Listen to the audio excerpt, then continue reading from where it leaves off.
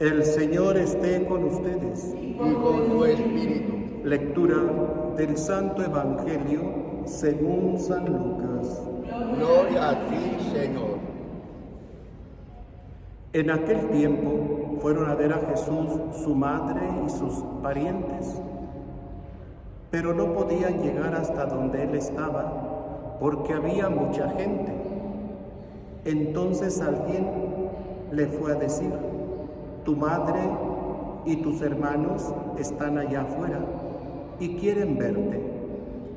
Pero él respondió: mi madre y mis hermanos son aquellos que escuchan la palabra de Dios y la ponen en práctica. Palabra del Señor. Gloria a ti, Señor Jesús. Podemos sentar. Cuando nuestros hermanos protestantes quieren hablar en contra de la Santísima Virgen María, siempre utilizan este pasaje, diciendo que la Santísima Virgen María tuvo hijos después de Jesús y que por qué nosotros la llamamos Virgen. Y es que ahí hay una mala interpretación del contexto de la Sagrada Escritura, porque primero hay que conocer la cultura de aquel pueblo de Israel que no hace 20, 30 años, hace más de 2000 años. Y el lenguaje y la cultura es muy distinto al lenguaje y cultura de nosotros.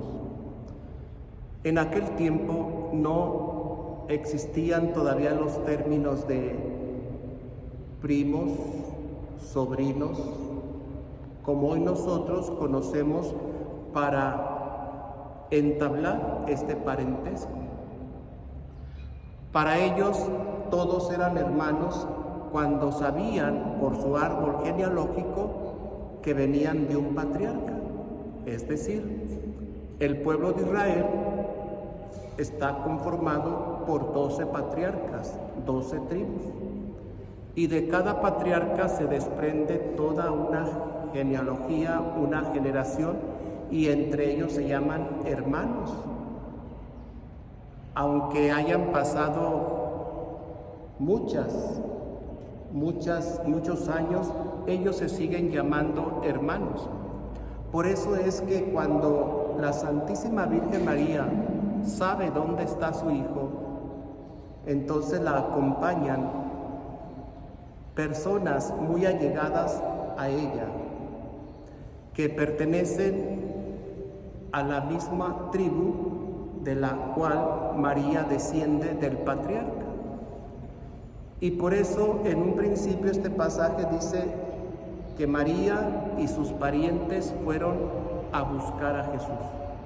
Y cuando llegan, le mandan decir el recado las personas: oye, allá afuera te busca tu madre y tus hermanos. Y es que decía, se desconoce la cultura. Ahí podríamos decir, con el perdón de nuestros hermanos protestantes, que hay un poco de ignorancia y que la Sagrada Escritura no se interpreta literalmente, sino que tiene sus ciencias, que son la hermenéutica y la exégesis, donde se estudia toda la historia de aquel pueblo, sus costumbres, su cultura, sus tradiciones, sus lenguajes. Y si hemos de recordar un poquito en el pasaje del Antiguo Testamento donde Abraham y Lot era sobrino de Abraham era el tío, y cuando ven que ambas familias han crecido bastantes y que ya no pueden continuar juntos en la caravana, Abraham dice: oye, no está bien que nuestra gente se discuta por los terrenos, dónde van a pastar nuestros animalitos. Es necesario que no se dé esto porque tú y yo somos hermanos. Así le dice Abraham a su primo Lot: tú y yo somos hermanos. cuando en la realidad era tío y sobrino. Pero decía, en los tiempos de aquel entonces no estaban los términos que hoy nosotros conocemos para relacionar el parentesco. Por eso es que tenemos que saber que cuando le dicen allá afuera te busca tu madre y tus hermanos, no se refiere a hermanos de sangre, sino a parentela lejana de generación en generación. Aún así hayan pasado 100 generaciones, ellos se siguen llamando hermanos, aunque solamente sean parientes que no vengan del mismo vientre. Por eso nosotros sabemos que la Santísima Virgen María solamente concibió a Jesucristo y fue por obra del Espíritu Santo. Y Dios tiene el poder de dar la vida. Y si tiene el poder de dar la vida, María es virgen antes en el parto y después del parto. Pero nuestro Señor va más allá del parentesco sanguíneo, del parentesco de la carne, sino que este pasaje Cristo lo aprovecha para decir que el parentesco, la familiaridad, no depende de la sangre ni de la carne, sino del espíritu de aquel que escucha y cumple la voluntad de Dios. Por eso cuando Jesús dice, mi madre y mis hermanos son aquellos que escuchan la palabra de Dios. Y ellos también dicen que ahí Jesús está rechazando a María, como diciendo, ella no es mi madre. Y es otra equivocación, otro error de estos pobres hermanos protestantes que solamente decía, con el perdón, afloran su ignorancia en la tradición de la historia del pueblo de Israel. Cuando Jesús da estas palabras, mi madre y mis hermanos son aquellos que escuchan y cumplen la palabra de Dios, se está refiriendo a María, que si María es madre de Él, madre de Jesús, madre del Hijo de Dios, es porque María escuchó la palabra de Dios y al escucharla la aceptó y la empezó a vivir de tal manera que esa palabra se encarna en su vientre virginal por obra del Espíritu Santo. Y María es madre de Jesús por haber aceptado la palabra de Dios, por haberla escuchado, por haberla asumido en su vida y hacerla suya, vivirla y cumplirla.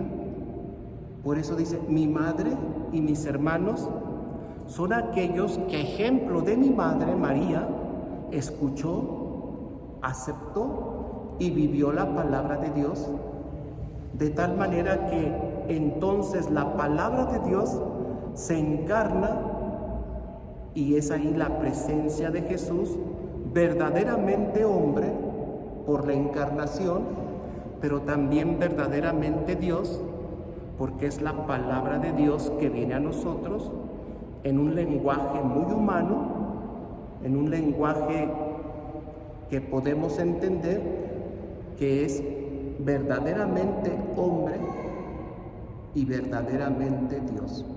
Por eso, de ahí en adelante, Jesús va a tener como familia solo aquellos que escuchan, no que oyen, sino que escuchan, es decir, que cae la palabra de Dios, el mensaje de Dios a su corazón, lo meditan, lo aceptan y lo empiezan a hacer vida en cada acontecimiento que estos cristianos van caminando.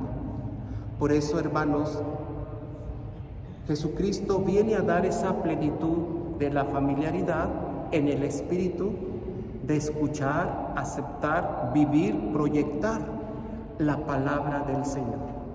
Y esa familiaridad, esa gran familia, es la iglesia que Cristo ha fundado con su muerte y resurrección, y que ha enviado su Espíritu Santo para que la siga asistiendo, la siga vivificando, la siga transformando, la siga purificando, la siga santificando.